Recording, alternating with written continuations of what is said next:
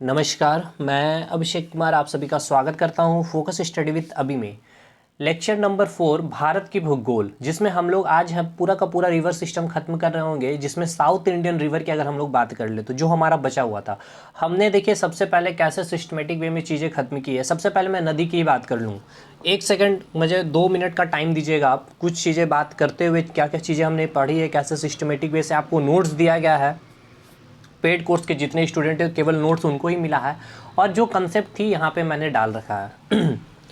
तो देखिए सबसे पहले हमने पढ़ाई कैसे की है नदी की, हम पहले सबसे पहले बात करते हैं। सबसे पहले हमने क्या देखा कि पूरा का पूरा भारत, जैसे कि पूरे इंडिया में कौन सी नदियाँ कहाँ से कैसे निकल रही है, किधर जा रही है, कौन किसकी सहायक नदियाँ है, कौन सबसे बड़ी नदी है, इस तरह की सवालें आपके एग्जामिनेशन में बनती है। उस नदी का विस्तार कौन कौन से राज्यों में है, अगर उस नदी का संबंध किसी झील के निर्माण से है उसको भी हमने देखने की कोशिश की है।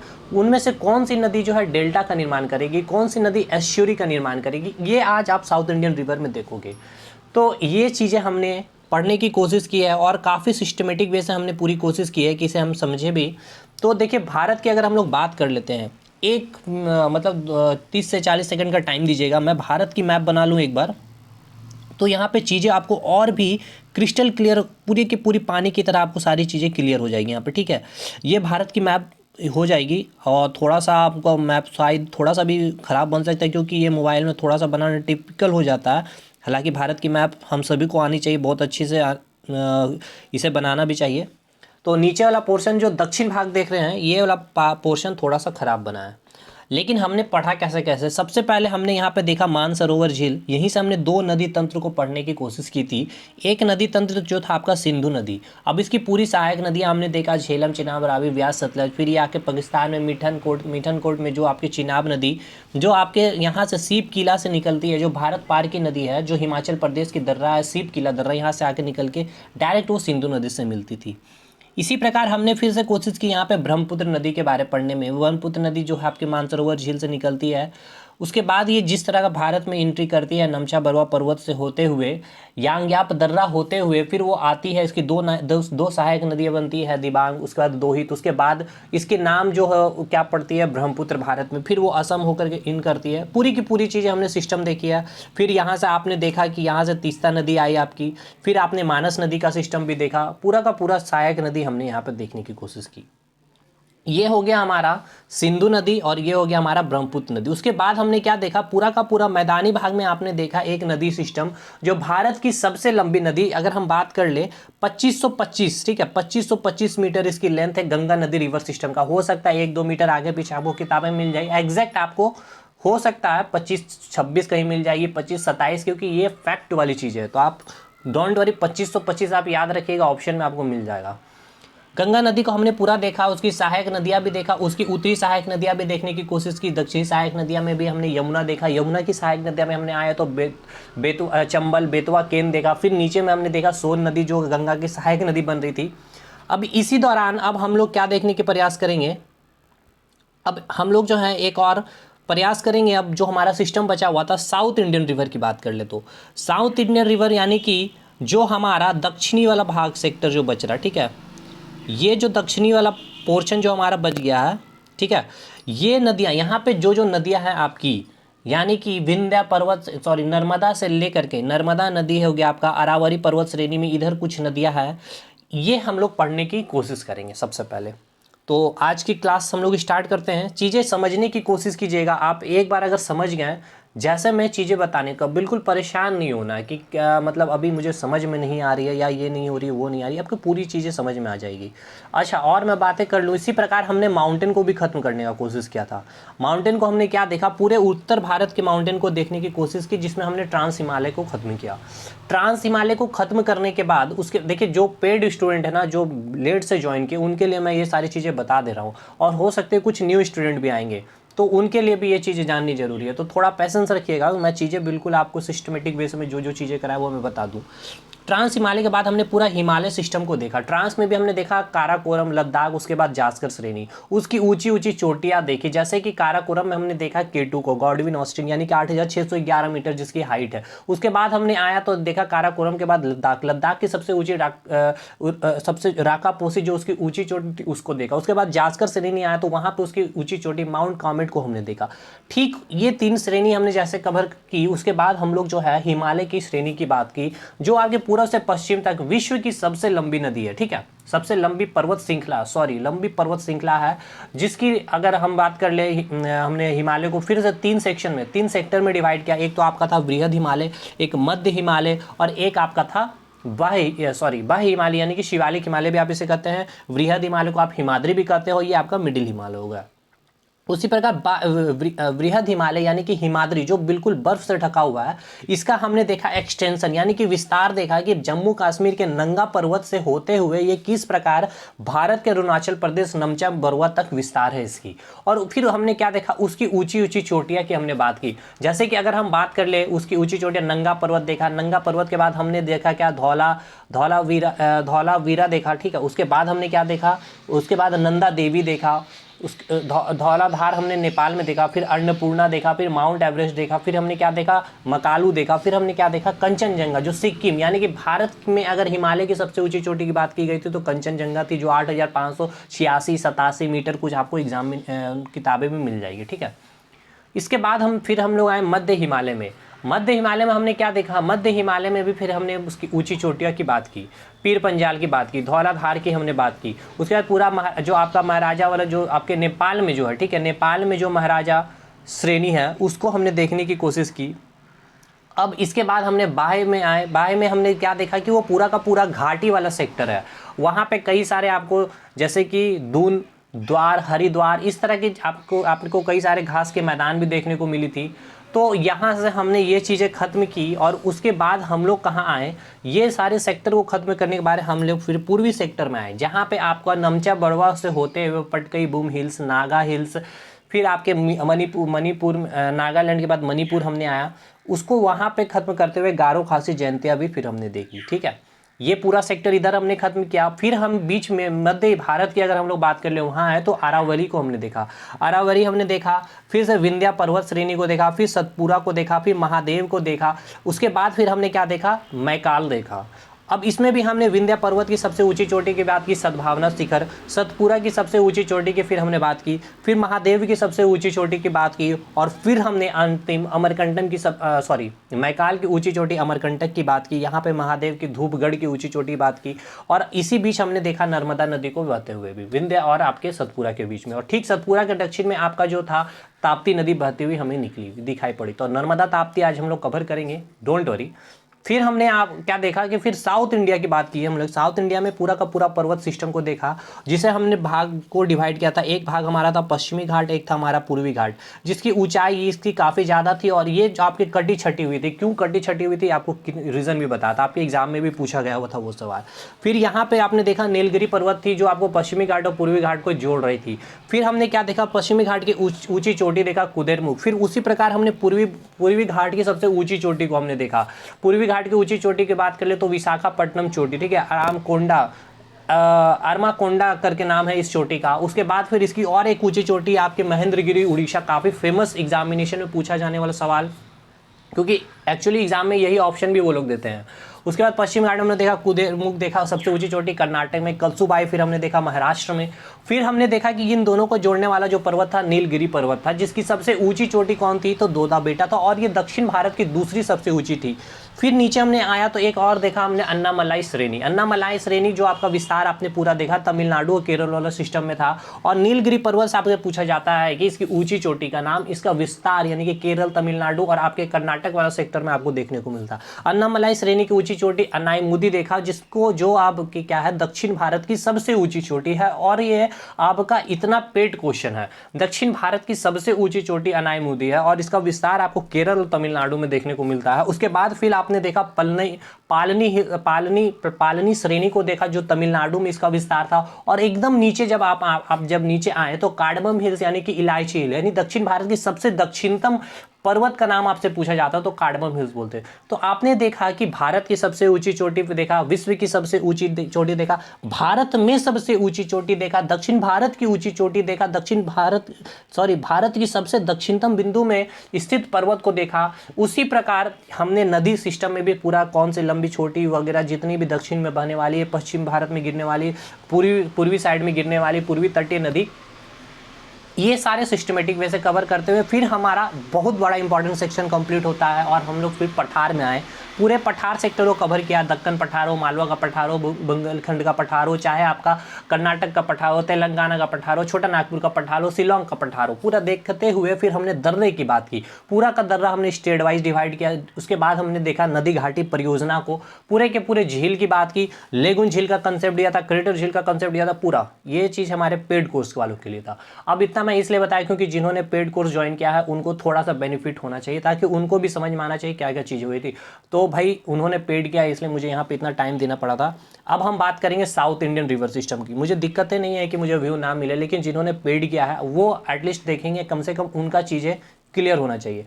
अब जो है आज सुबह सुबह ही एटलीस्ट 12 से 13 स्टूडेंट ने मुझे मैसेज किए थे कि कल वो या फिर मैसेज नहीं देखें या मोबाइल मतलब कि वीडियो नहीं देखे होंगे हमारे ऑफर्स के बारे में।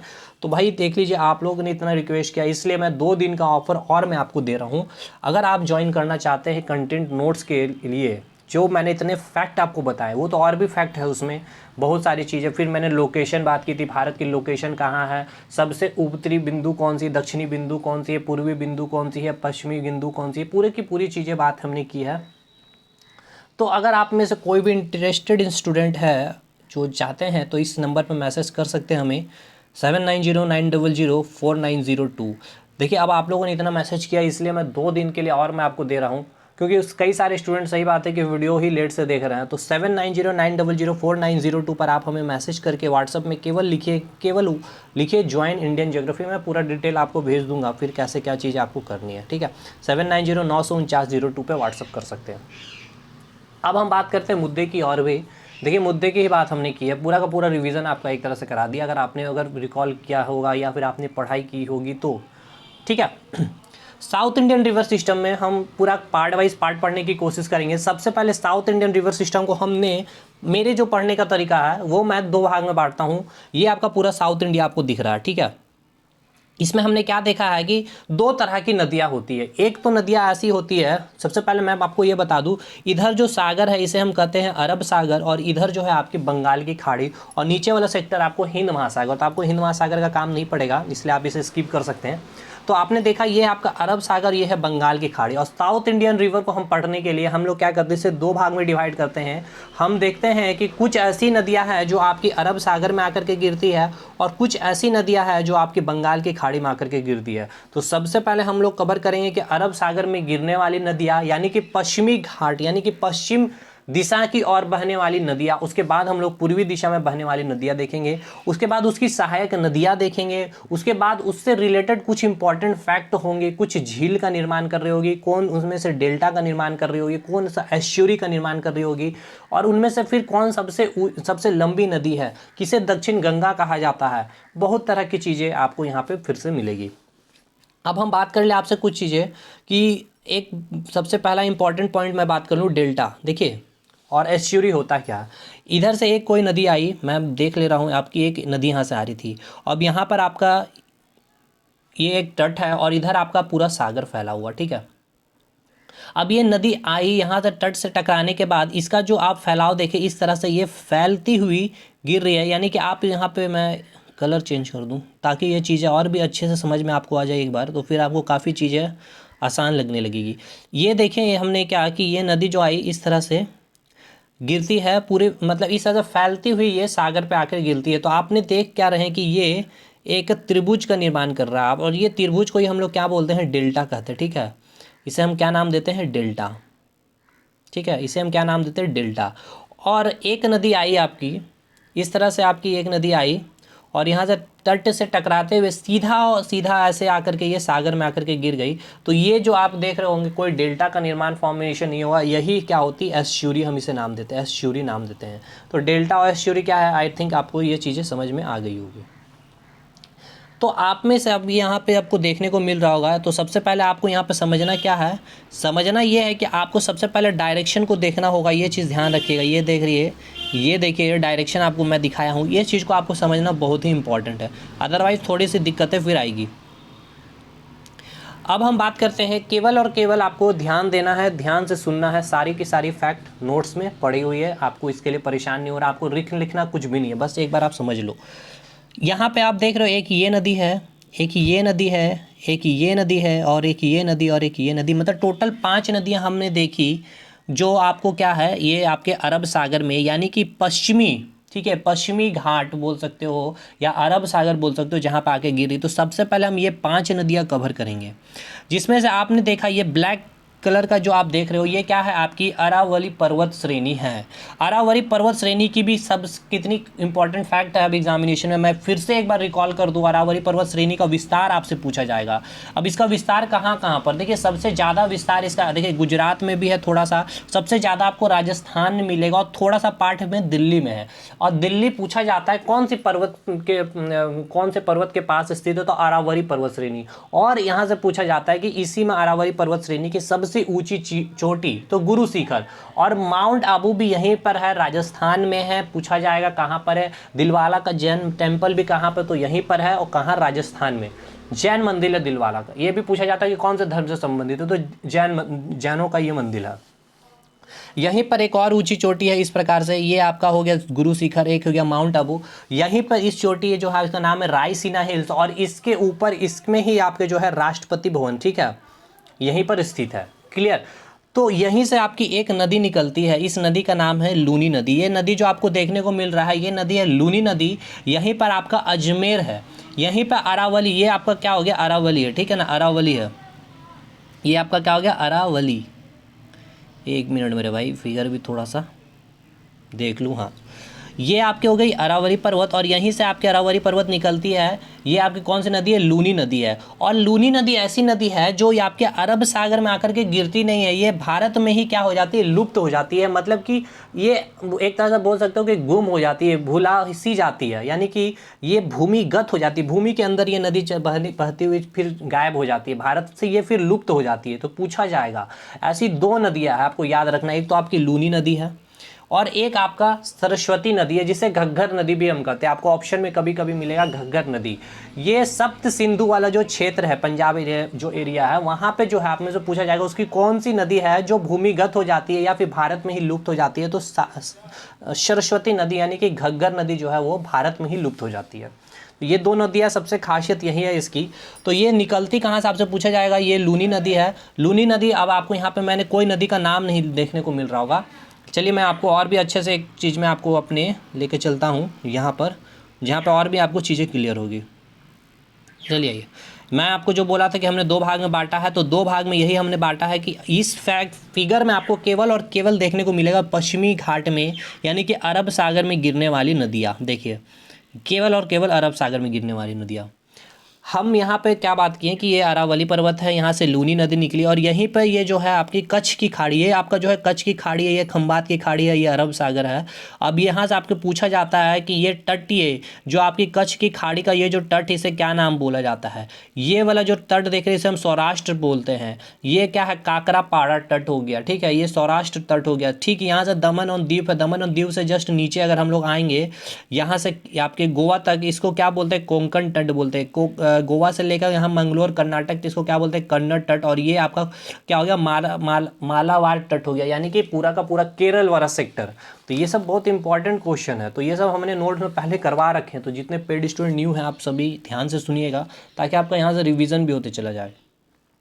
इसके बाद ठीक एक इंपॉर्टेंट नदी आपकी एग्जामिनेशन में जो पूछ ली जाती है आपसे, देखिए पूछी क्या जाएगी, अजमेर जो शहर है किस नदी के किनारे स्थित है, तो लूनी नदी के किनारे स्थित है मेरे भाई। नेक्स्ट आपकी सवाल आपकी जो बनेगी साबरमती से, ये आपका क्लियर एक नदी है। लूनी नदी कैसी है, जो भारत में ही लुप्त हो जाती है, भूमिगत हो जाती है, लेकिन ये किधर बह रही है, पश्चिम दिशा में बह रही है, इसलिए हमने इसे यहाँ पर रखा है। दूसरी नदी आपकी साबरमती नदी है। साबरमती नदी आपके अरब सागर में आकर के गिरती है, या फिर आपको बोल दिया जाएगा अरब सागर ऑप्शन में रहेगा, तो ये आपका गल्फ ऑफ खंबात है, ठीक है, खंबात की खाड़ी है, तो ये आपका ऑप्शन में रहेगा खंबात की खाड़ी। तो याद रखें खंबात की खाड़ी है, ये कच्छ की खाड़ी है, ठीक है। खाड़ी क्या होता है, तीनों सेक्टर मतलब तीनों ओर से क्या होता है, वो जल से जो घिरा होता है उसे हम क्या बोलते हैं, खाड़ी। तो ये आपका साबरमती। अब साबरमती से पूछा जाएगा क्या कहते हैं कि अहमदाबाद, नाम याद रखिएगा, अहमदाबाद और गांधीनगर जो है इसी नदी के किनारे सिचुएटेड है। अहमदाबाद का आपका उद्गम पूछा जाएगा तो ये राजस्थान राज्य से निकलती है। कौन सी झील है, तो उदयपुर जिले से निकलती है। कौन सी पर्वतमाला, तो अरावली पर्वतमाला से निकलती है। और कहाँ गिरती है, तो अरब की सागर में गिरती है या फिर खंबात की खाड़ी में गिरती है। और इसी नदी के तट पर कौन स्थित है, तो अहमदाबाद स्थित है या फिर गांधीनगर स्थित है। जैसे ये प्रमुख नगर इंपॉर्टेंट आपके आते हैं एग्जामिनेशन में, ये आपके कवर है।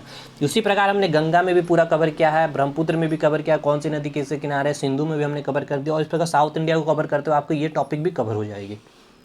मतलब एग्जाम में जो पूछा जाता है, ऐसे तो कई सिटियाँ है तो आप हर सिटी को तो याद नहीं कर सकते ना, तो आपको याद भी करना है। अब यहीं पे आपकी एक सवाल आती है, ये आपका जो रेड वाला लाइन आप देख रहे हो, ये आपका कर्क रेखा है 23.5 डिग्री उत्तर यानी कि नॉर्थ। अब बहुत इंपॉर्टेंट पैट क्वेश्चन है, इतना बार पूछा है इसे रेलवे एसएससी ने।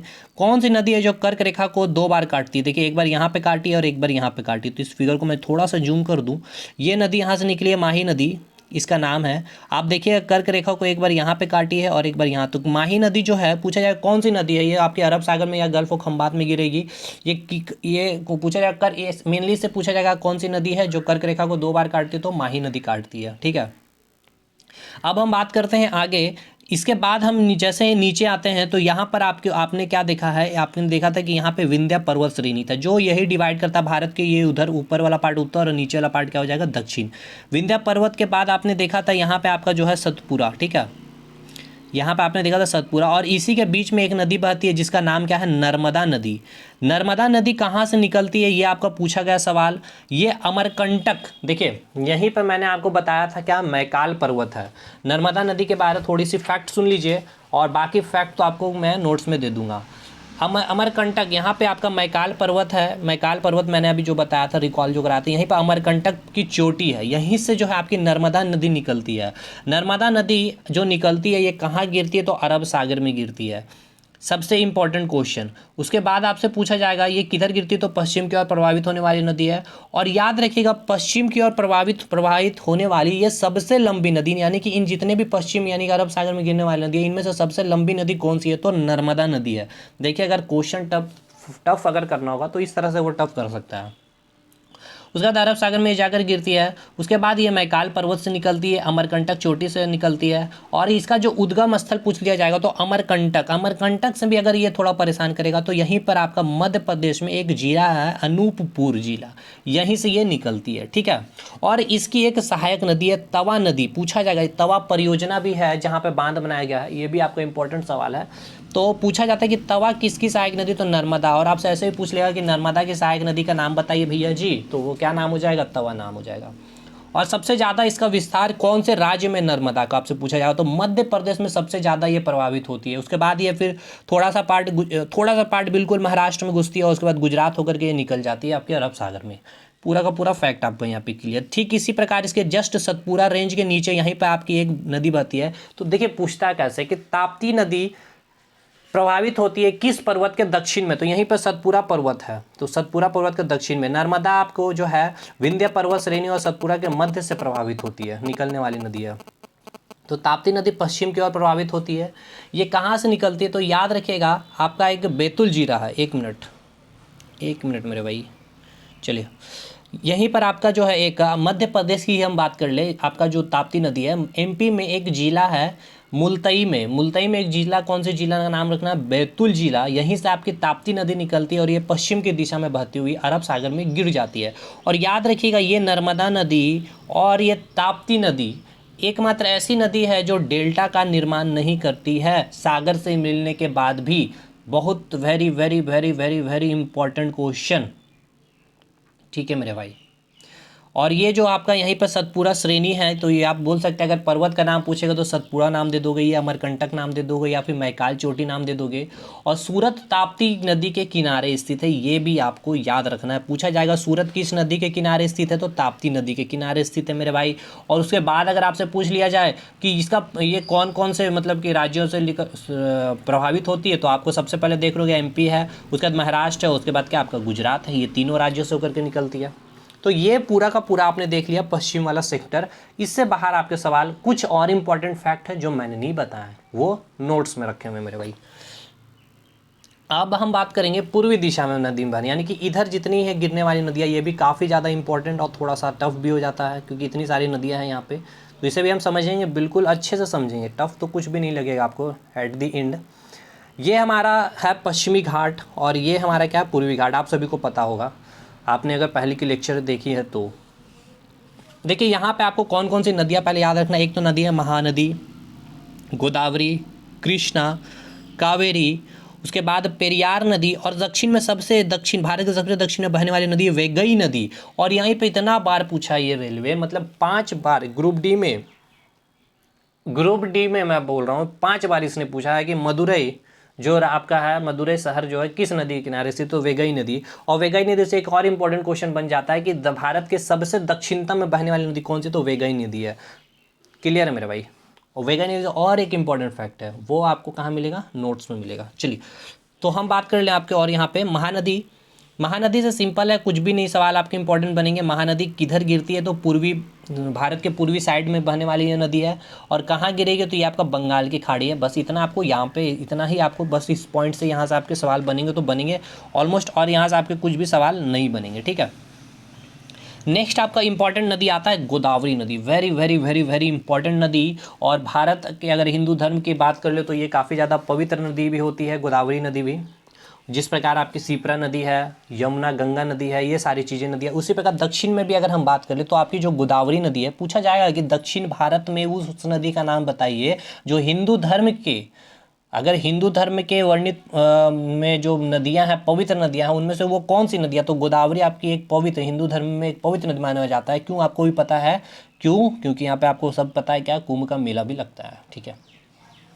गोदावरी नदी की अगर हम बात कर लें, अब देखिए महानदी से पूछ ले सकता, तो मैं बता दूं कटक पूछेगा, ठीक है, संबलपुर, ये सब कहाँ स्थित है, कौन से नदी किनारे स्थित है, तो महानदी के किनारे स्थित है। तो भाई ये सब इजी इजी क्वेश्चन है, थोड़ा सा तो आप इतना आपका माइंड मतलब कॉमन सेंस होगा ही। अब यहाँ से पश्चिमी तट से ही आप देख रहे होंगे कि आपकी जो है गोदावरी नदी निकलती है।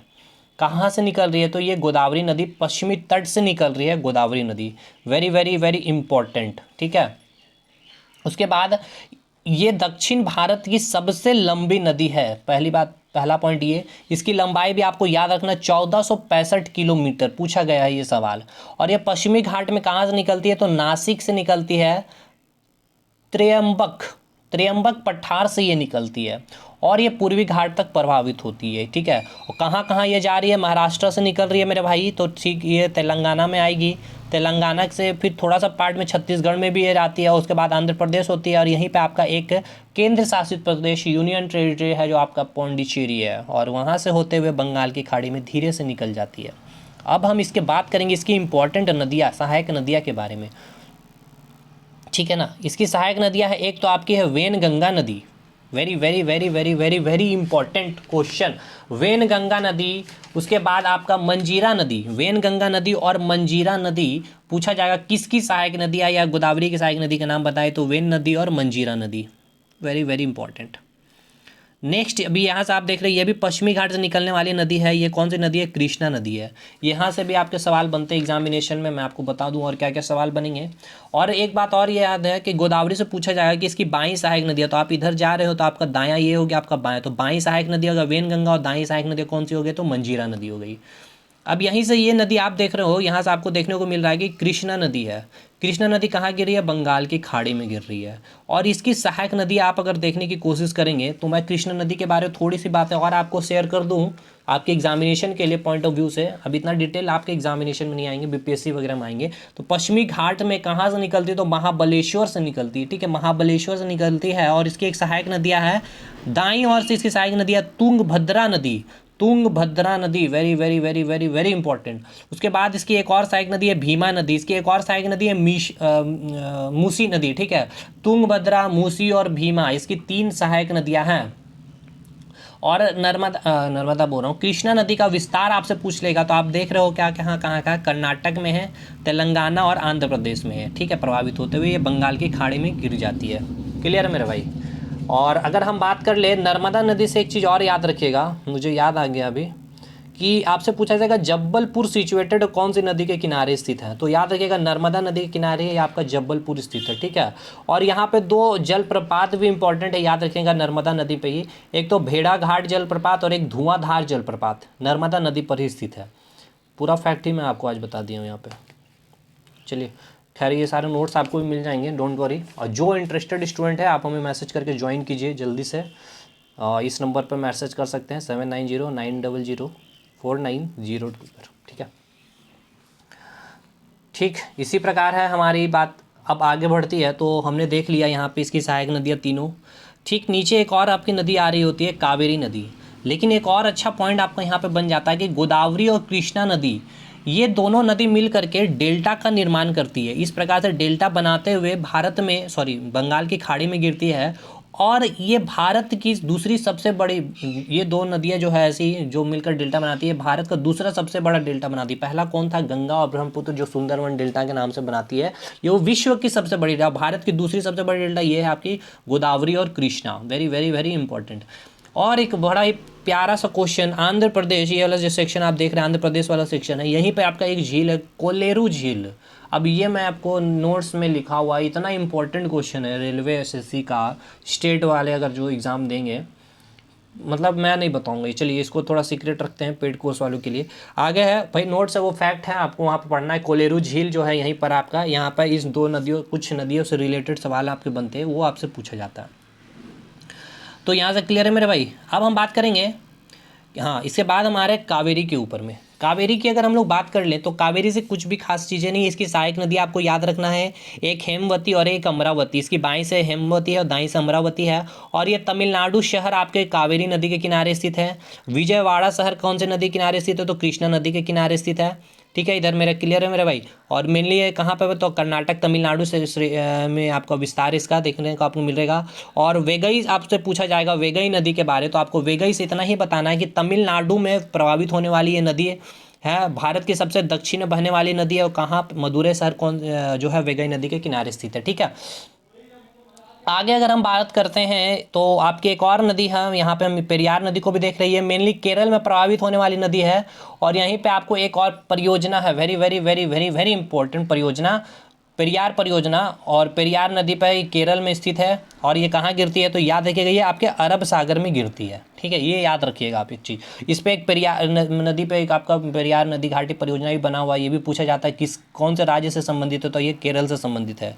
एक चीज़ और मैं बता दूँ, यहीं पर आपकी एक और नदी है आपकी स्वर्ण रेखा नदी, जो पूछा जाता है झारखंड से निकलती है स्वर्ण रेखा नदी, याद रखिएगा। और ये एकमात्र ऐसी नदी है कि डायरेक्ट बंगाल के खाड़ी से में गिरती है। इस नदी के किनारे आपके जमशेदपुर, टाटा वाले मेरे भाई साहब जितने भी हैं, तो इसकी जो है आपकी स्थित है जमशेदपुर, इसके किनारे ही। और इसकी एक और सहायक नदी है खरखई। झारखंड के जब स्पेशल एग्जाम में दोगे तो ये सब एग्जाम में आपके बन जाते हैं। और आपसे पूछा जाएगा दक्षिण गंगा किसे कहा जाता है? तो गोदावरी को कहा जाता है। बूढ़ी गंगा किसे कहा जाता है? तो इसे ही कहा जाता है। और अगर पूछा जाए कि सबसे ज़्यादा इनमें से कौन सी नदी का उपयोगिता के हिसाब से अगर बात की जाए, दक्षिण भारत में कौन सी नदी की सबसे ज़्यादा उपयोगिता? तो कावेरी नदी का उपयोगिता सबसे ज़्यादा है।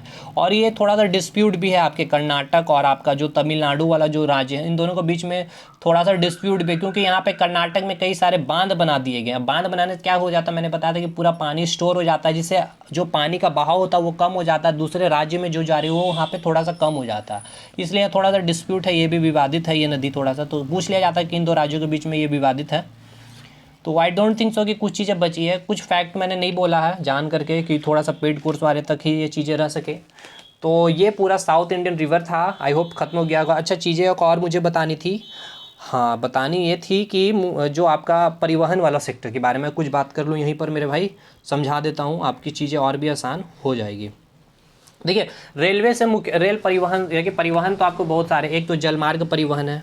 परिवहन होता है क्या है? एक स्थान से दूसरे स्थान तक जाने में आपको जो मदद करती है, ट्रांसपोर्टेशन, सिंपली सी बात है ट्रांसपोर्टेशन। आप ट्रांसपोर्टेशन मतलब समझिए एक स्थान से दूसरे स्थान से जाने, या चाहे वो आप कैसे जा रहे हैं, रोड से जा रहे हो यानी कि नेशनल हाईवे से जा रहे हो, वो नेशनल हाईवे राष्ट्रीय निर्मित है या फिर राज्य निर्मित है, राज्यों के द्वारा बनाया गया। नेशनल हाईवे भी दो तरह, पूरा क्लास समझ लीजिएगा हाईवे का, फिर मैं वीडियो नहीं दूंगा, बस वो नोट्स में दे दूंगा, कौन ऊंची कौन बड़ी, कहाँ से किसका किस्सा भी था, वो सारी चीज़ें।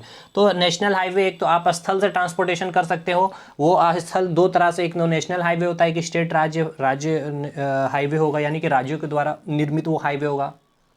यानी कि सड़कों का निर्माण किया जाता है। एक होगा जल मार्ग, यानी जलों के द्वारा परिवहन किया जाता है, ट्रांसपोर्टेशन किया जाता है। तीसरा, अब ये जल मार्ग जो होता है ना काफ़ी ज़्यादा सस्ता होता है, क्योंकि अगर वो जब वो नाव शिप वगैरह चल रही होती है तो उसमें थोड़ा पेट्रोल मतलब जो डीजल वगैरह जो होती है, यानी फ्यूल की अगर ईंधन की बात कर ले तो वो खर्च कम होती है, क्योंकि अगर वो जब इधर ऐसे जा रही है और अगर उस नदी का भी अगर बहाव, समुद्र का भी बहाव अगर इधर ही है, तो आप समझ रहे हो कि कितना हेल्प मिल जाएगी उस शिप को भी। तो इस प्रकार जलमार्ग थोड़ा हमारा सस्ता पड़ता है, इसलिए कई सारे जलमार्ग इंपॉर्टेंट है। 4 national waterway, 1 national water, 2 national water, 3 national water, 4। उसके बाद इंपॉर्टेंट बंदरगाह आपके पूछे जाएंगे, कांडला बंदरगाह, आपका ये क्या बोलते हैं, उसके बाद आपके इधर आएंगे महाराष्ट्र में बहुत सारे बंदरगाह, मैं भूल रहा हूँ नाम, कई सारे इंपॉर्टेंट बंदरगाह है। पत्तन है, यानी कि सबसे बड़ा बंदरगाह पूछ लिया जाएगा। सबसे पुराना बंदरगाह विशाखापट्टनम वाला बंदरगाह हो जाएगा। ये सारी कौन से कृत्रिम बंदरगाह है, कौन सा प्राकृतिक बंदरगाह। कृत्रिम बंदरगाह मतलब क्या है कि बिल्कुल समुद्र से सटा हुआ जो बंदरगाह होगा, मतलब कि समुद्रों के से बिल्कुल वो निर्मित है, वो नहीं क्योंकि आपके प्राकृतिक से निर्मित है, वो हो जाएगा आपका प्राकृतिक बंदरगाह। कृत्रिम बंदरगाह मतलब जिसको हमने बनाया है किया ट्रांसपोर्टेशन के लिए, ठीक है, जलों से शिप आएगी, यहाँ से जितने माल वगैरह ढोना होगा वो सारी चीज़ें आएगी, तो वो हो गया बंदरगाह। आपको डायरेक्ट नाम दे देगा बंदरगाह, ठीक है। नवाब साहब बंदरगाह कहाँ पर है, वो किसके लोड को कम करने के लिए, बम्बई बंदरगाह को लोड को कम करने के लिए बनाया गया था। उसके बाद बहुत इस तरह से आपके फैक्ट यहाँ बनते हैं। उसके बाद आएंगे वायु परिवहन। वायु परिवहन से मतलब कि एयर फ्लाइट के थ्रू जो आप बने, तो कौन कौन सा एयरपोर्ट कौन कौन से राज्य में, जैसे इंदिरा गांधी एयरपोर्ट हो गया, गया इंटरनेशनल एयरपोर्ट हो गया।